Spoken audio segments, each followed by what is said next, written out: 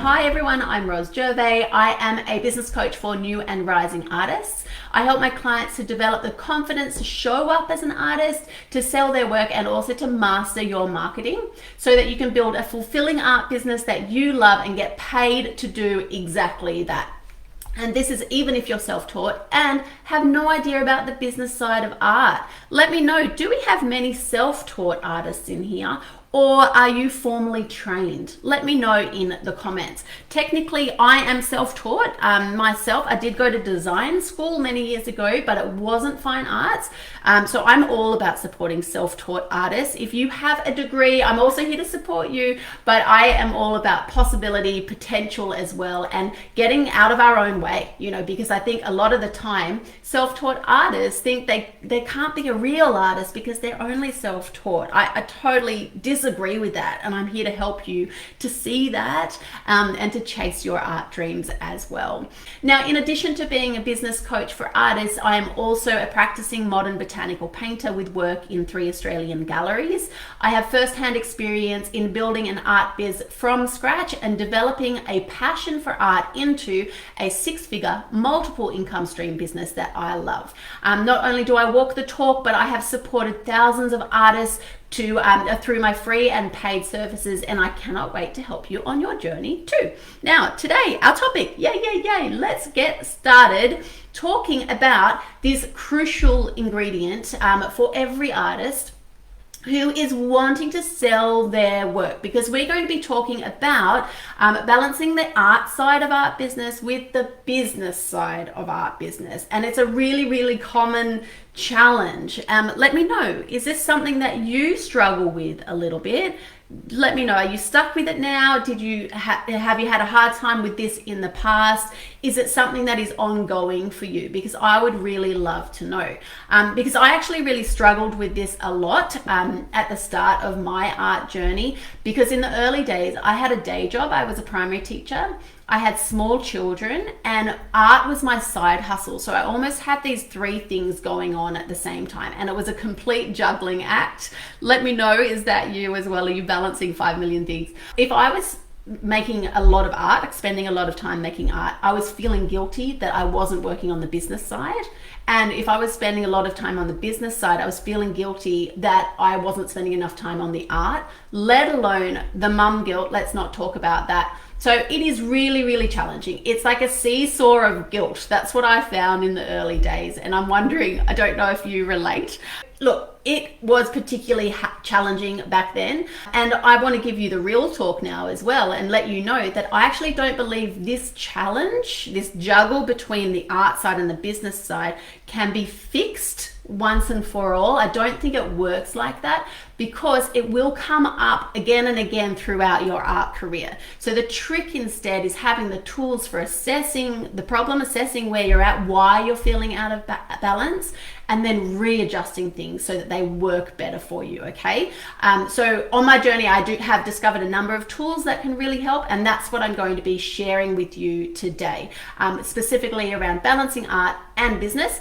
And we're going to focus on the time management aspect. And this is so you can get on with the job of being an artist efficiently and also in a way that feels good, okay? Because that's what we're all about, building this creative lifestyle that we love, okay? We're not about constantly feeling bad for spending time on one side of the business and not the other, and then just basically creating like a stress fest. We're not doing that. No stress fest.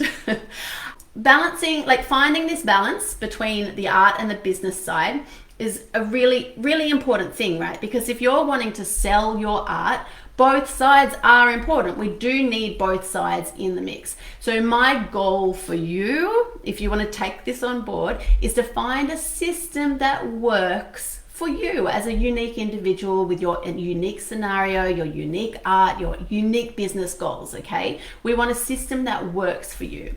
So I have 3 tips to help you on this journey.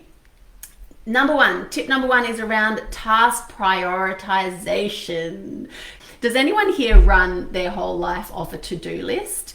Because I am completely allergic to them now, and it's because for me, this whole idea of having an endless to-do list is just like a recipe for stress and frustration and overwhelm, because you know what? You never reach the end. We're always adding things to the end of that to-do list, right? And so we never feel like we're succeeding. We're never getting there because we think there is the bottom of the to-do list, okay? So I don't recommend to-do lists.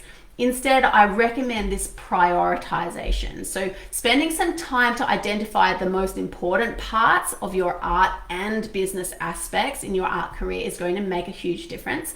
And I recommend doing this every day, actually. I have a little whiteboard in front of me here on my table. And at the start of every day, I will write 3 tasks on there.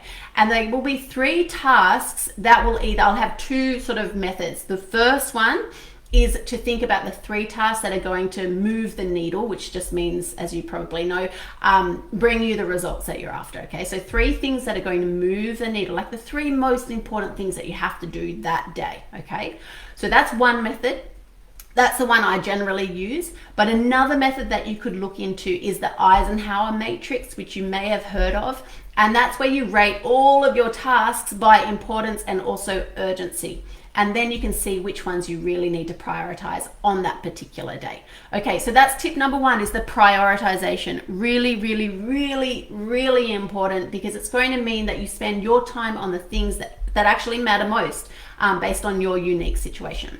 The second tip is around time blocking. So this is a really helpful tool that can help you to carve out and create and sculpt really the creative lifestyle that you want. It helps you to reduce the guilt and the overwhelm as well, because you're stepping back and you're thinking about the week that you want to have, and you're time blocking so it feels good. So you get things done, but you also feel good. So to do this, I recommend looking at your weekly calendar and dedicating specific times to your art and business tasks. Now, a hot tip on this one is to start really small. So maybe you would just block out 1 hour for business tasks each day and then grow from there, because it's a business fact that complex and over-designed systems do not work from the get-go. They will not. There's a bucket load of evidence. They just will not work. So do not overcomplicate it. Start really, really small and then evolve and grow and add on, okay? That's the best way to go. You can think about exercising, for example. The goal needs to be to go for a 15-minute walk, and then who knows, you may end up walking for an hour, but you have to start small and grow. Otherwise, it's not going to become a sustainable thing. All right, so time blocking, number 2. Now the third one is around consistency over perfection. Now remember, I really want you to remember that consistency is actually the flex, okay? Even more so than outcome. I would say that. I'm happy to sit here and say that. Consistency is the flex. So small, regular steps in managing your business can lead to the big results, even if they feel really slow at first. I'm sure you've heard the statement, I think it was Bill Gates who said, and I believe it as well, that often we overestimate what we can do in small amounts of time and we underestimate what we can achieve in long periods of time. So keep moving forward with consistent baby steps, and you will be amazed when you get to the finish line, okay? So consistent baby steps, that's what we're aiming for. If you can do that, then you should be feeling very, very proud, and you will be very impressed with yourself at the end. I want to know, this is an accountability strategy. Let me know, what are you going to put in place this week to help yourself with this side of business, the time management piece of our business. Now, a little mantra as well that I've been discussing a lot lately is around the fact that when you have your own business, you are the boss, okay? You are the boss. You get to call the shots. And that means you get to design your business your way, okay? So for example, you may want to spend more time on the art than the business.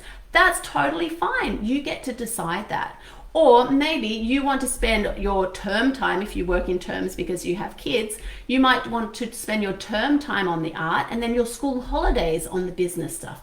That's fine as well, okay? So whatever you want is 100% possible. You're in charge, you are the boss. Just remember that, okay? We're trying to get a balance for you that feels good and that feels right for your unique scenario.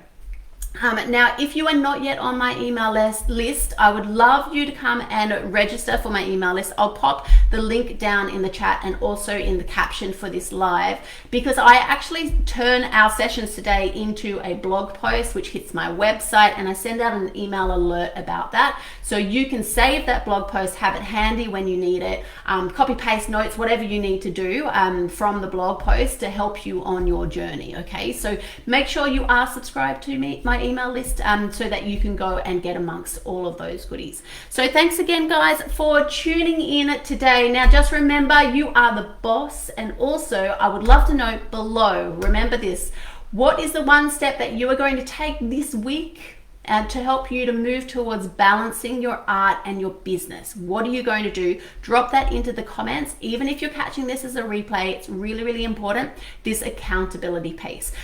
All right, treasures, I'm going to skedaddle now, but really lovely to connect with you. Stay tuned. I'll be back in a fortnight's time, same day, same time, to run another session with you. And I look forward to connecting with you then. I do loiter in our Permission to Paint group as well, so I do get to see all the comments that you're popping into the post here. So keep them coming. I love seeing you and your art, and you building connections with other artists here in Permission to Paint as well.